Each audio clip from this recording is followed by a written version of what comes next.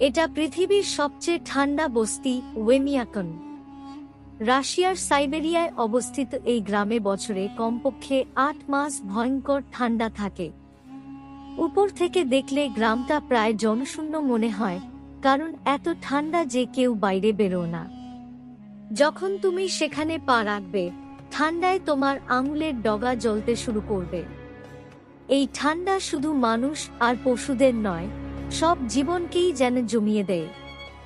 Phone ঠিকমতো কাজ করা বন্ধ করে দেয়। রাস্তায় রাখা গাড়ি কয়েক ঘন্টার মধ্যে পুরো জমে যায়। ফলসবজি চাষ করা এখানে অসম্ভব, কারণ মাটি সারা বছর জমাট বাঁধা থাকে। মস্কো থেকে পূর্ব দিকে 7 ঘন্টার ফ্লাইট নিয়ে প্রথমে পৌঁছতে হয় ইয়াকুতস্কে। তারপর কয়েক ঘন্টা গাড়ি চালিয়ে পৌঁছানো যায় ওয়েমিয়াকনে।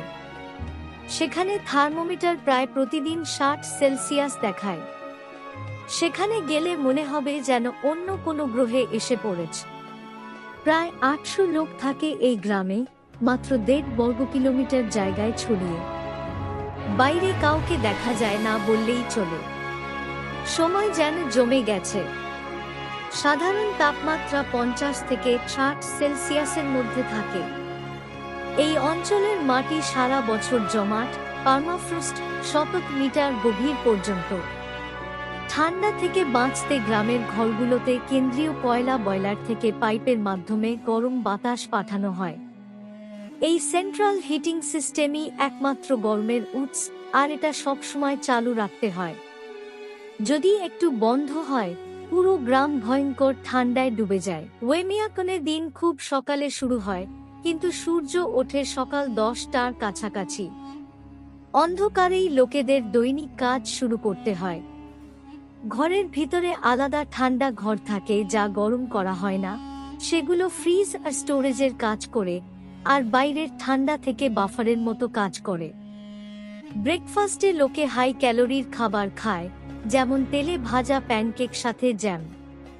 কারণ তাপমাত্রা 50 থেকে 60 থাকলে শরীরকে নিজের তাপমাত্রা বজায় রাখতে অনেক এনার্জি খরচ করতে হয়, বিশেষ করে সকালে, রাতে নিশ্চল থাকার পর। তাই চর্বিযুক্ত খাবার সবচেয়ে ভালো, কারণ হজম হতে সময় লাগে আর ঘন্টার পর ঘন্টা শরীরকে ভিতর থেকে গরম রাখে। পানির সমস্যা ভয়ঙ্কর। আধুনিক জীবনের মতো ট্যাপ ঘুরিয়ে পানি পাওয়া যায় না। পার্মাফ্রস্টের জন্য পানির পাইপ বসানো আর রক্ষা করা অসম্ভব। লোকে নদী থেকে বরফ কেটে বাড়ি নিয়ে আসে, পানি খাওয়া, পরিষ্কার করা, দাঁত ব্রাশ করার জন্য। জমা নদীতে গিয়ে 30 কেজি বরফ কেটে স্লেজে করে বাড়ি আনে। বরফ ঘরের ভিতর ঠান্ডা ঘরে বা বাইরে বাগানে রাখে। নদীর বরফ বেশ পরিষ্কার, তবু উপরের লেয়ার ছাড়িয়ে ফেলে, কারণ ছোঁয়া বা লাফালাফিতে নোংরা হতে পারে। যখন পানি দরকার, বাগান থেকে বরফের টুকরো এনে বড় ড্রামে গলিয়ে পানি বানায়। এভাবেই পরিষ্কার পানি পায়, যদিও খুব কষ্টের। প্রতিবেশীদের সাথে শেয়ারও করে। ওয়েমিয়াকনে শীত প্রায় সারা বছর থাকে। মাত্র 3 মাস বরফ গলে আর একটু গরম অনুভব হয়। ঘরে পানির পাইপ থাকলেও ভিতরের পানি তৎক্ষণাৎ জমে যায়। হাত ধোয়া বা রান্নার জন্য আগে থেকে রাখা পানি ব্যবহার করে। নহানোর জন্য একই পানি ব্যবহার হয়, সপ্তাহে একবার। ঘরের ভিতরে শাওয়ার বা ফ্লাশ টয়লেটের মতো সুবিধা নেই, প্লাম্বিং না থাকায়। উঠোনে ছোট ছোট গরমনাকড়া কুঁড়ে ঘর বানানো থাকে, যা টয়লেটের কাজ করে। টয়লেটে যাওয়ার জন্য মোটা কাপ পরে দ্রুত যেতে হয়, যাতে ঠান্ডায় না জমে যায়। লোকে মোটা ফারের কাপড়, চামড়ার জুতো পরে। আধুনিক সিনথেটিক কাপড় যথেষ্ট নয়। ফারে হাওয়া আটকে থাকে, শরীরের তাপ কম বেরোয়।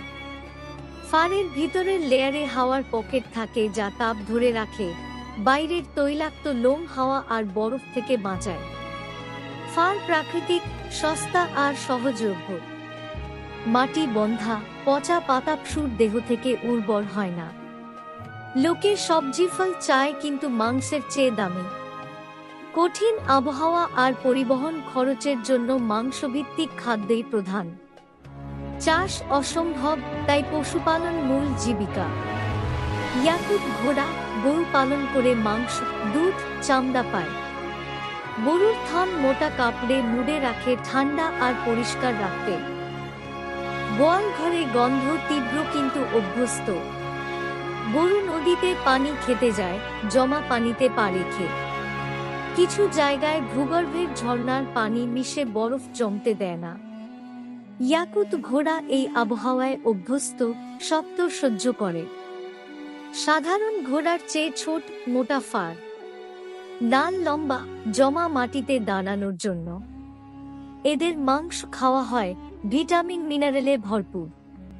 মাছ ধরা বরফ ভেঙে 50 এ ধৈর্য আর ঐতিহ্য লাগে। নভেম্বর থেকে এপ্রিল পর্যন্ত বরফ 1.5-2 মিটার মোটা। ছেদা করে মাছ ধরে কাঁচা খায়, স্ট্রোগানি না। পাকালে ভিটামিন ডি নষ্ট হয়, যা সূর্যের অভাবে দরকারি। শহরে ধোঁয়াশা থাকে গাড়ির এক্সস্ট থেকে। আগে রেইনডিয়ার, ঘোড়া ব্যবহার হতো। গাড়ি বাইরে রাখলে 1 ঘন্টায় জমে জেট হিটারে গরম করে। কেউ ইঞ্জিন বন্ধ করে না। নহানো সপ্তাহে একবার কাঠ কেটে পানি গরম করে। দ্রুত নেয়, শুধু দুর্গন্ধযুক্ত জায়গা ধোয়। কাপড় ধোয়া উইকেন্ডে, ভিতরে শুকায়। টয়লেট বাইরে, সিভার সিস্টেম নেই। জমা মাটিতে পাইপ বসানো কঠিন।